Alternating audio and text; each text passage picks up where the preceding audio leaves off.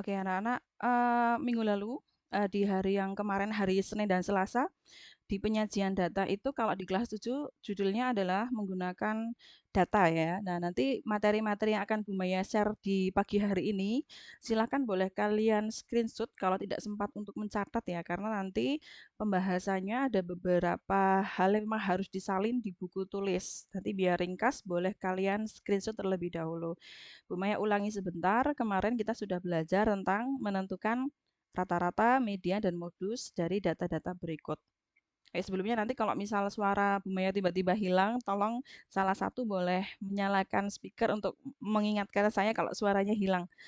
Kemudian kemarin juga sudah latihan soal 3 nomor ya, dan Bu Maya anggap anak-anak kelas 7A, B, C itu sudah bagus, sudah bisa menerima dengan baik, sudah bisa mengerjakan dengan baik. Beberapa masih ada yang bingung tapi tidak apa-apa. Nah, anak-anak, data-data yang kita pelajari kemarin, selain kita menghitung rata-rata, median, dan modus, data-data tersebut juga nanti akan disajikan dalam beberapa penyajian data yang akan kita pelajari hari ini. Baik, nah itu kalau di bab matematika di kelas 7 itu disebut dengan mengorganisasikan data. Jadi banyak data yang kalian punya nanti bisa kalian organisasikan atau bisa kalian sajikan dalam beberapa bentuk. Akan Bu Maya tunjukkan beberapa bentuk penyajian data yang umum di matematika. Maaf sebentar. Nah ini ya, nanti kalian boleh screenshot gambar ini. Kalau mungkin agak tidak jelas, nanti tinggal di screenshot dulu baru diperbesar. Ini nanti wajib disalin di buku. Bu Maya akan perkenalkan satu per satu. Bu Maya punya data tentang jumlah pengunjung. Nah, ini mungkin jumlah pengunjung di suatu tempat atau lokasi ya. Nah, jumlah pengunjung itu bisa disajikan dalam beberapa penyajian. Yang pertama di tabel frekuensi di bagian kiri atas. Nanti anak-anak bisa lihat, ini namanya tabel frekuensi. Namanya aja tabel, berarti disajikan dalam bentuk tabel. Harinya Senin itu ada 6 pengunjung, Selasa ada 10 pengunjung, Rabu ada 5 pengunjung, Kamis ada 6 pengunjung, dan Jumat itu ada 4 pengunjung. Ya, jadi ditampilkan dalam bentuk tabel.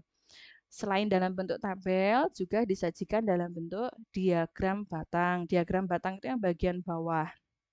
Anak-anak bisa lihat bentuknya itu. Jadi dia berbentuk kayak batang, batang atau persegi panjang. Dan masing-masing batang itu dia tidak nempel, jadi terpisah-pisah. Sebenarnya ukurannya harusnya sama ya, tapi Bu Maya bikinnya ada yang kecil satu, ada yang gede satu, gak apa-apa ya. Tapi ini intinya ukurannya sama. Nah, beberapa hal yang harus diperhatikan di diagram batang. Nanti anak-anak bisa lihat beberapa keterangan. Di bagian sumbu bawah, ini sumbu yang bawah ini menunjukkan hari. Senin sampai Jumat. Di bagian sumbu yang Y atau sumbu yang vertikal, ini menunjukkan frekuensi. Frekuensinya biasanya kalau di diagram batang atau diagram yang lain harus ditulis urut. Kalau misalnya skalanya selisihnya 1-1 ya berarti urut 1, 2, 3, 4 dan seterusnya. Ada juga diagram batang yang frekuensinya itu tidak dimulai dari 1. Misal dimulai dari 5, maka nanti akan berurutan 5, 10, 15 dan seterusnya tergantung dari angka-angka di frekuensi. Nah, ini bacanya gini. Hari Senin itu ada 6, maka nanti batangnya akan sampai di angka 6 ini. 6. Hari Selasa sampai 10, berarti nanti batangnya juga berdirinya sampai angka 10 dan seterusnya. Ini untuk diagram batang. Bentuk berikutnya namanya histogram ya, di sebelah yang tengah bagian atas namanya histogram.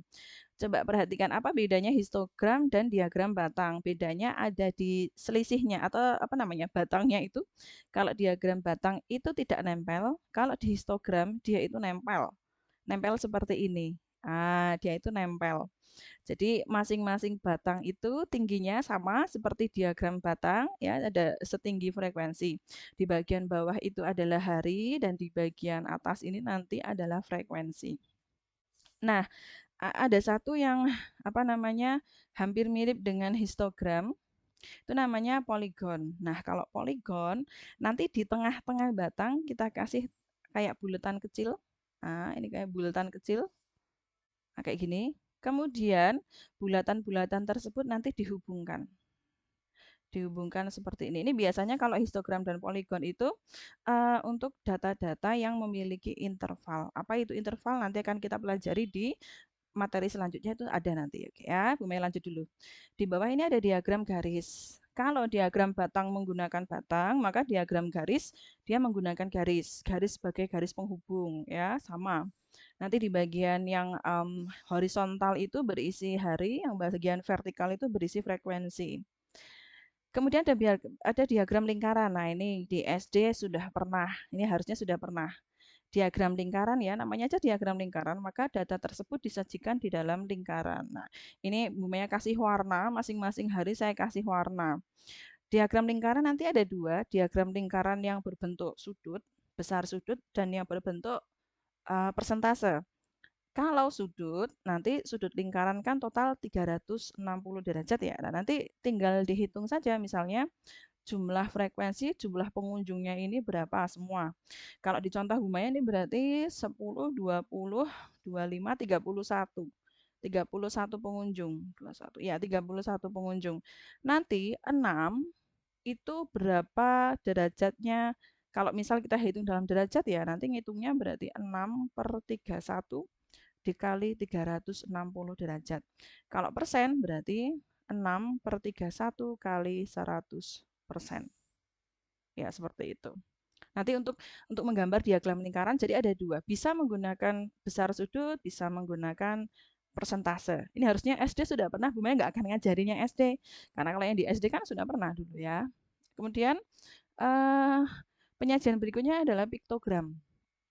Piktogram ini sebenarnya kalau tidak salah ya nanti mohon dikoreksi. Piktogram itu seperti kita gambarkan dalam bentuk animasi gambar. Misalnya kalau orang, maka di sini gambarnya adalah orang. Orangnya ada 6, orangnya ada 10, orangnya ada 5, dan seterusnya. Ini gambar manusia.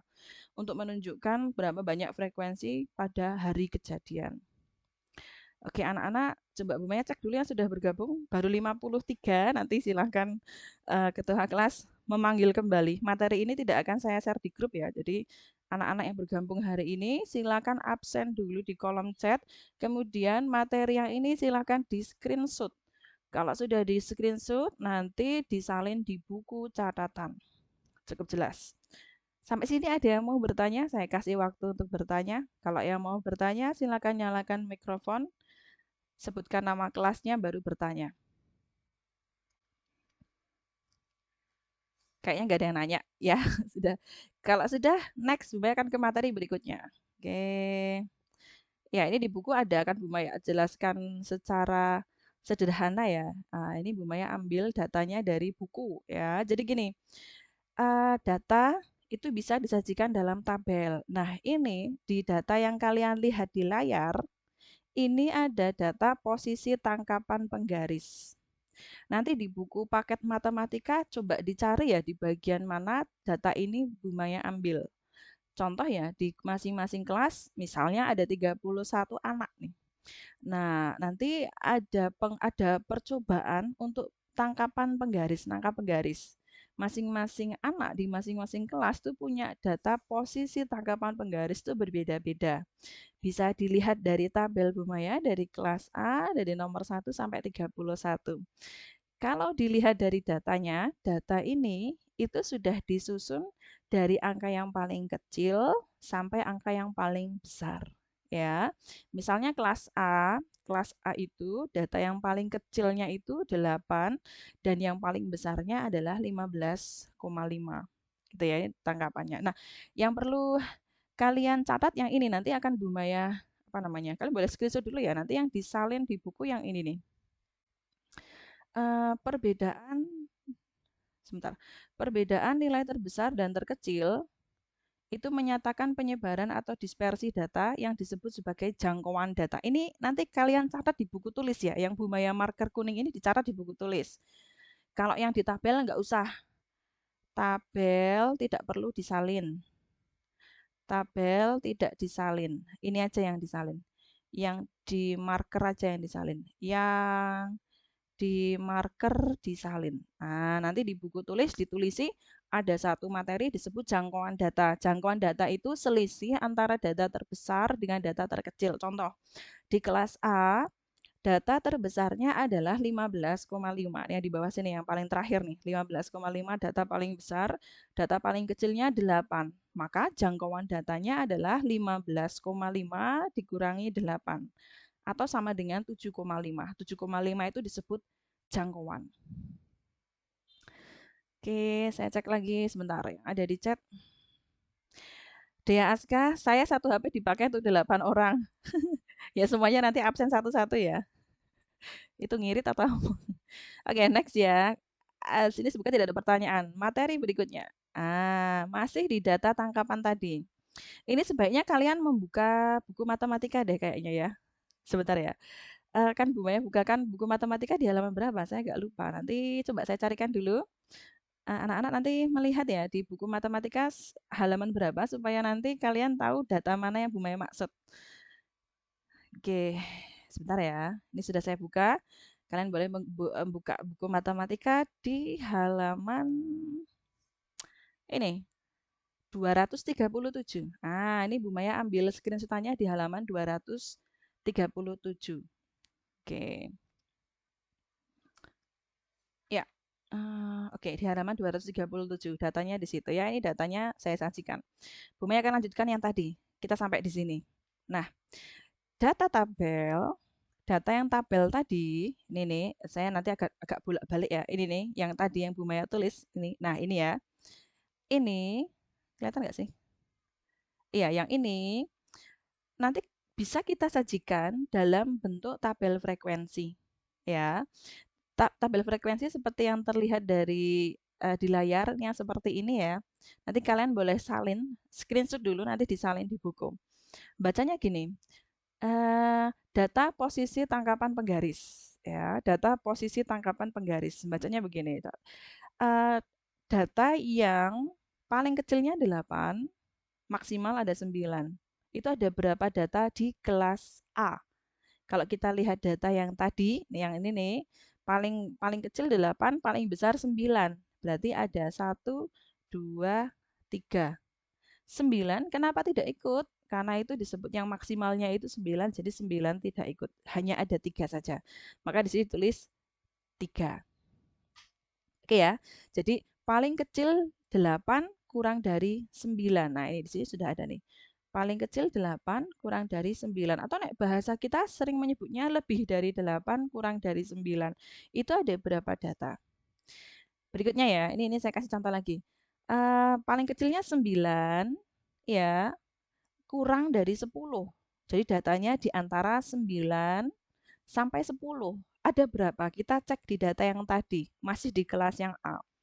Paling kecil 9, ini 9 masuk, 9,2 masuk, terus 9,3 masuk, 93 lagi, 97, 99, 99, yang 10 tidak ikut. Ini ada 1, 2, 3, 4, 5, 6, 7. Ada 7. Betul kan? Gitu. Satu lagi biar kalian paham. Banyak data yang paling kecil 10 ya kurang dari 11. Paling kecil 10 kurang dari 11. Jadi 10 masih ikut. Ada ini 1, 2, 3, 4, 5, 6, 7, 8, 9, 11,1 tidak ikut. Berarti di sini jawabannya adalah 9. Itu cara mengisi datanya. Nah, ada beberapa pengertian yang nanti harus kalian salin. 1, kelas. Kalau kalian kan di kelas 7 ada 7A, 7B, 7C, 7D, sampai 7H. Nah, kalau di data, tabel data frekuensi, nanti ada kelas 1, kelas 2, dan seterusnya. Kelas ini biasanya berisi interval. Interval ya. Interval itu apa ya? Rentang data. Jadi kelas itu adalah sebuah interval. Di sini kalau dilihat dari tabel, ini ada 1, 2, 3, 4, 5, 6, 7, 8. Ada 8 kelas. Oke. Terus lanjut lagi, panjang setiap interval disebut interval kelas. Panjang setiap interval kelas disebut panjang setiap interval disebut interval kelas. Jadi masing-masing kelas ini dia memiliki interval kelas. Lalu nilai tengah interval kelas disebut nilai kelas. Nah, ini nanti catatan-catatan yang harus kalian tulis ya. Oke, sebagai contoh, nilai kelas untuk interval kelas paling kecil 8 dan kurang dari 9 adalah 8,5. Kok bisa? Coba kita lihat di kelas yang paling pertama. Ini yang dimaksud itu kelas yang paling pertama, yang ini. 8 sampai 9 ini adalah kelasnya. Kelas 8 sampai 9, kelas yang pertama. Nilai kelasnya nanti adalah 8 ditambah 9 dibagi 2. 8 tambah 9 itu 17 dibagi 2 sama dengan 8,5. 8,5 disebut sebagai nilai tengah. Ya, next. Frekuensi kelas. Frekuensi kelas adalah banyak data dalam setiap kelas. Ini sudah ada di sini. Jadi ada beberapa pengertian yang harus kalian salin. Anak-anak yang bagian ini silakan di screenshot. Silakan di screenshot komplit. Nanti setelah ini kalian salin di buku catatan masing-masing ya. Ini harus di screenshot. Jadi di sini kita belajar ada interval, ada kelas, interval kelas, nilai kelas, dan frekuensi kelas. Frekuensi kelas itu yang ini tuh. Yang frekuensi kelas itu berarti yang ini nih. Yang 3, 7, 9, 4, 3, 2, 2, 1. Ini namanya adalah frekuensi kelas. Silakan boleh di screenshot terlebih dahulu. Sembari Bu Maya ngecek kembali yang sudah bergabung berapa. 52 ya. Ini banyak yang mungkin nggak bisa bergabung. Hampir 30-an. 40-an harusnya ya. Kalau 32 kali 3 berapa? 96 ya. Ini baru bergabung 52. Nggak apa-apa ya. Nanti ada yang 8 juga nggak apa-apa. Oke, next berikutnya. Frekuensi relatif. Oke, frekuensi relatif. Oke. Frekuensi relatif ya. Oke, ini agak nanti memahaminya agak pelan-pelan. Nanti mungkin di latihan soal akan lebih terlihat jelas. Frekuensi relatif adalah perhitungan berapa kali nilai tertentu muncul dibandingkan dengan jumlah data seluruhnya. Oke, kita lihat ya. Di dalam data ini, di sebelah kiri, tabel yang sebelah kiri, anak-anak ini ada tabel data frekuensi yang penggaris tadi untuk kelas 7A saja. Untuk kelas 7A saja dan kelas 7A secara keseluruhan. Jadi datanya ini sebenarnya ada dua, yang 7A tok dan kelas 7 secara keseluruhan. Jadi yang interval untuk kelas 8 kurang dari 9, untuk kelas 7A itu ada 3 anak. Sedangkan kelas 7 ada 7 orang. Kelas 9 sampai 10 di 7A itu ada 7 anak, untuk seluruh kelas 7 ada 12 dan seterusnya ya. Nah, frekuensi relatif tuh ngitungnya gini, frekuensi relatif untuk kelas 7A caranya ngitung adalah frekuensi kelas dibagi seluruhnya. Jadi kalau misal kok ini ada 0,10 dapatnya dari mana? Dari 3 dibagi 7. Jadi 3 itu adalah apa namanya? Kelas interval apa namanya? Sebentar. Kelas interval untuk frekuensi relatif untuk kelas yang pertama 3 bagi 7. Sebentar, kok 3 bagi 7? 3 bagi sebentar. Untuk kelas A 0,10 ya. 3 bagi 7 dengan jumlah data seluruhnya. 3 bagi 31. Oke. Maaf, untuk yang kelas 7A berarti, bukan dibagi 7, tapi dibagi total semua kelas 7A. Total semua kelas 7A adalah 31, berarti 3 bagi 31. Kalau dihitung secara manual itu 0,096 bla bla bla. Disederhanakan menjadi 0,1. Gitu. Nah, misalnya kalau yang kedua misalnya, ini kok bisa ketemu 0,23 frekuensi relatifnya dari mana? Coba lihat. Untuk kelas yang kedua, frekuensinya adalah 7. ya. 7. Jumlah seluruh anak kelas 7 ada 31. Kalian boleh pakai bantuan kalkulator nggak apa-apa. 7 dibagi 31. 7 bagi 31 itu 0,225 atau boleh apa namanya dibulatkan jadi 0,23. Ya, harusnya udah jelas nih. Satu contoh lagi wes. Yang ini nih, yang interval di kelas 13 sampai 14, di kelas 13 sampai 14. Kita ngitung frekuensi relatif. Frekuensinya 2, frekuensinya 2, jumlah frekuensinya 31. Kalian boleh pakai bantuan kalkulator. 2 dibagi 31 itu 0,645 atau boleh disederhanakan 0,06, maaf, 0,0645 atau boleh dibulatkan menjadi 0,06. Nah, gitu ya. Baik. Nah, ini silakan kalian screenshot, boleh kalian catat salin setelah ini frekuensi relatif. Sampai sini dulu ya. Ini mungkin harus pelan-pelan di penyajian data karena ini beda banget dengan yang dulu kalian SD. Ini agak berbeda. Sampai sini ada yang mau bertanya, Bu Maya kasih waktu. Saya kasih waktu untuk mencermati dulu. Kalau mau bertanya boleh nyalakan speaker, terus sampaikan dari kelas mana.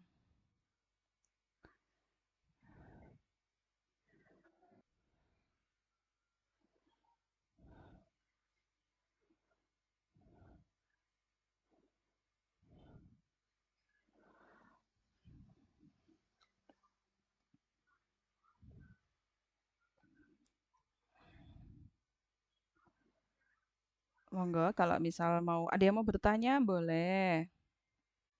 Kalau tidak ada kan Bu Maya lanjutkan setelah ini. Eh,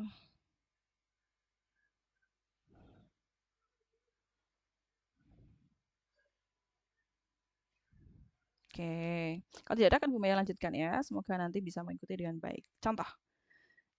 Ini contohnya ini. Oke, contoh. Ini nanti penjelasannya jadi lumayan panjang ya. Contoh di data yang di layar disajikan nilai 80 siswa pada ujian akhir mata pelajaran matematika. Datanya nanti ada 80 mulai dari data yang pertama sampai data yang terakhir. Tugasnya adalah untuk membuat tabel distribusi frekuensi. Tabel distribusi frekuensi itu yang tadi membuat jangkauan, membuat banyak kelas, membuat interval kelas, lalu membuat histogram dan poligon dari tabel data tersebut. Oke. Silakan kalian screenshot dulu ya. Silakan kalian screenshot terlebih dahulu. Oke, silakan kalian screenshot terlebih dahulu. Oke, sudah? Sebentar. Oke, oke. Nah, oke. Nah, untuk materi yang ini akan jadi PR kalian. Ini akan jadi PR kalian. Memang sengaja saya minta, Bu Maya minta kalian nge-explore dulu ya cara membuat tabel distribusi frekuensi ya. Ini akan Bu Maya terangkan nanti di minggu depan. Hari ini kita materi-materi dulu, tapi yang ini silakan di screenshot, nanti disalin di buku. Nah, nanti di minggu depan dari hari apa nih? Hari Rabu sampai hari Senin, kalian boleh belajar dulu di buku atau di YouTube bagaimana cara membuat tabel. Nah, nanti di hari Senin atau Selasa, Bu Maya tinggal menjelaskan dari langkah awal sampai akhir.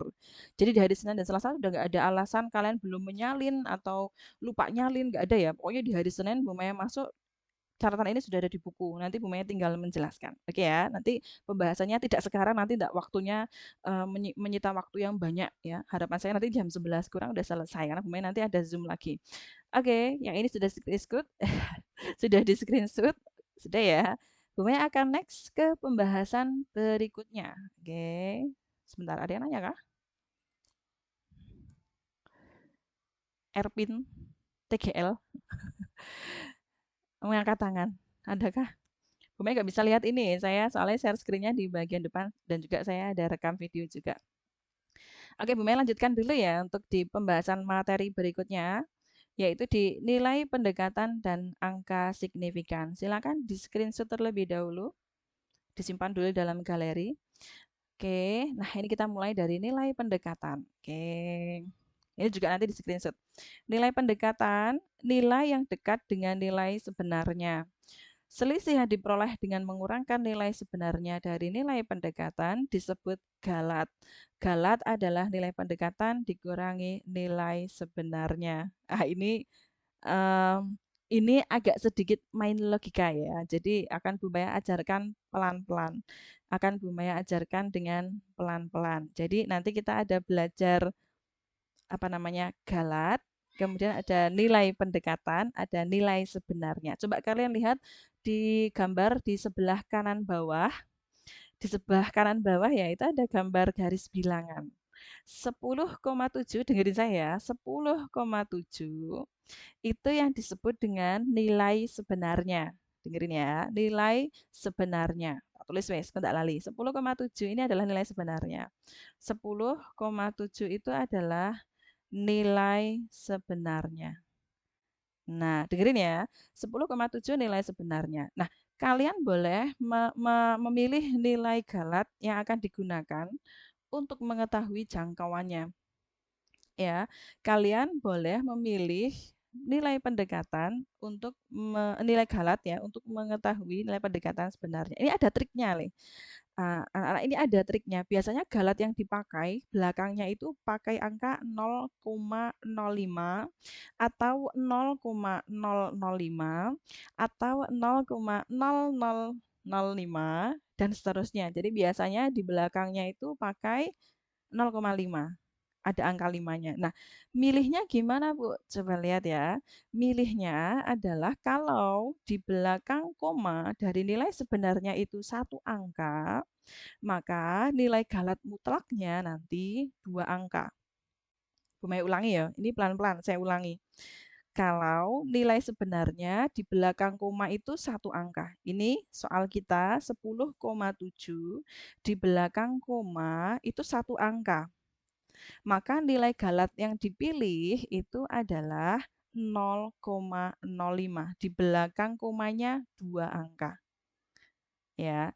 Nah, terus menghitung jangkauannya gimana? Nanti tinggal dikurangin aja. Kalau 10,7 di sebelah kiri ya, nanti tinggal dikurangi 0,05. Berarti 10,7 dikurangi 0,05. Ini dikurangi nih. Hasilnya menjadi 10,65. Kalau yang di sebelah kanan nanti dijumlah 10,7 ditambah dengan 0,05 ditambah jadi 10,75. Nah, yang di tengah ini nih, yang di antara ini menjadi jangkauannya. 10,65 kurang dari A kurang dari 10,75. Atau A lebih dari sama dengan 10,65 kurang dari 10,75. Silakan di screenshot dulu, nanti di next pertemuan di kelas akan Bu Maya jelaskan lebih detail lagi. Ini silahkan di screenshot terlebih dahulu. Tentang nilai pendekatan, nilai yang dekat dengan nilai sebenarnya, selisih yang diperoleh, kemudian galat. Ada galat juga, ada jangkauan data. Nah, ya. Nah, nilai galat itu kan pasti sama ya. Di nilai pendekatan kiri dan kanan, kalau misalnya 0,05 berarti di sebelah kiri dikuranginya 0,05, sebelah kanannya dijumlahnya 0,05. Nah, contoh nih, coba kalau yang di buku paket ya. Aduh, sorry. Kok hilang? Kalian boleh buka yang di buku paket. Sebentar, punya saya ini kok saya sinyalnya kok hilang?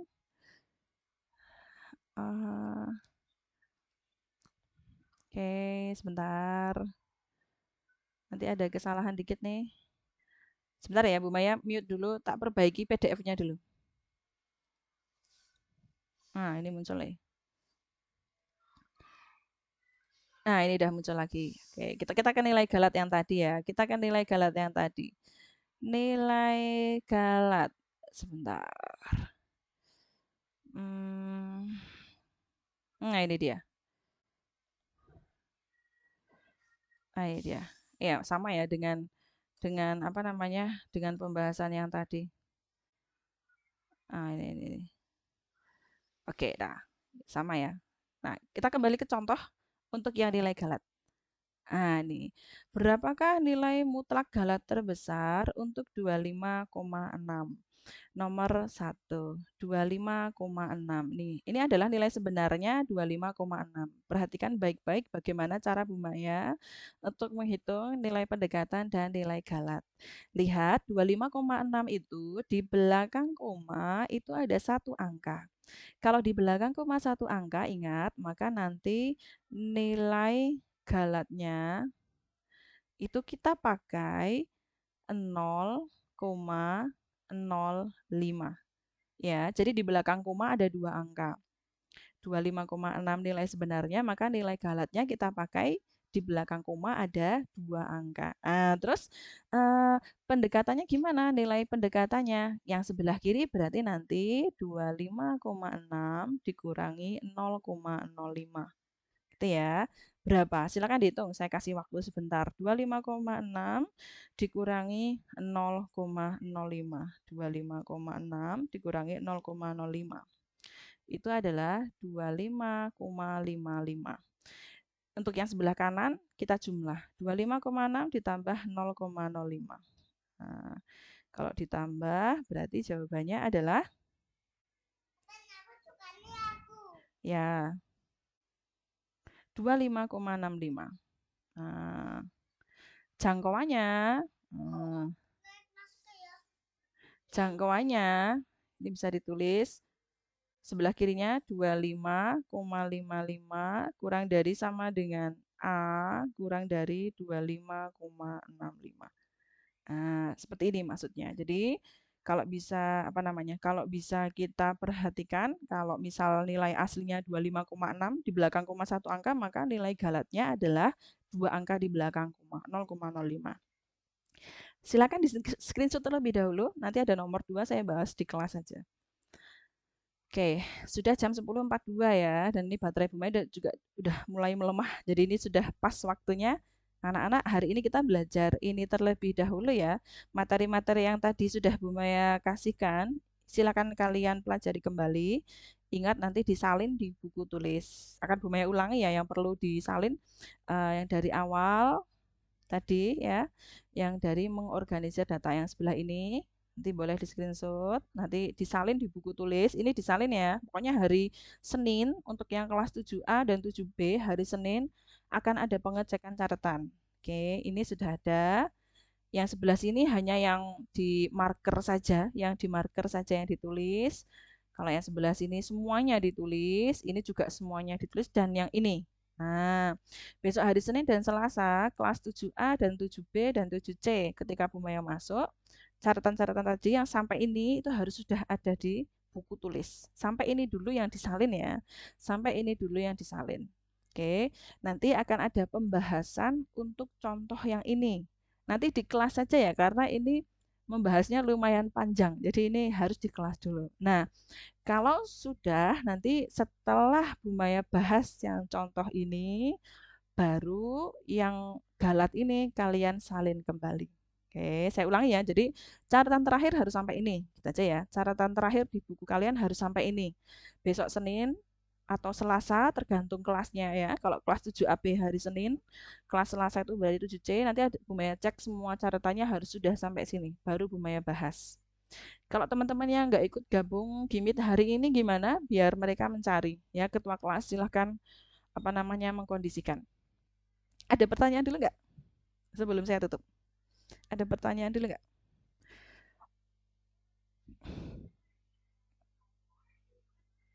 Ada pertanyaan dulu nggak? Boleh nyalain mikrofon aja ya, karena saya harus bolak-balik. Dava tidak ada, Bu. Baik. Oke, anak-anak terima kasih sekali untuk pagi hari ini menyita waktunya kurang lebih 45 menitan ya untuk tambahan jam matematika. Ya mohon dengan sangat harap dimaklumi ya karena banyak kesibukan Bu Maya. Jadi saya berusaha membagi waktu. Besok Senin pun Bu Maya harus ngajar di dua jenjang di kelas 7 dan di kelas 9. Jadi sebenarnya semaksimal mungkin ya bisa membagi diri kalian tidak tertinggal, anak-anak kelas 9 juga tercapai targetnya nilai ASPD yang baik. Baik, mohon kerjasamanya ya nak ya, mohon kerjasamanya untuk bisa mengikuti dan mengerjakan tugas yang Bu Maya berikan. Kalau bingung, kalau misal ada yang perlu ditanyakan, bisa dilanjutkan di grup kelas masing-masing. Baik, terima kasih atas perhatiannya di hari ini. Bu Maya akhiri pertemuan hari ini. Silakan boleh meninggalkan ruang meeting. Terima kasih. Mohon maaf sekali mengganggu waktunya. Wassalamualaikum warahmatullahi wabarakatuh.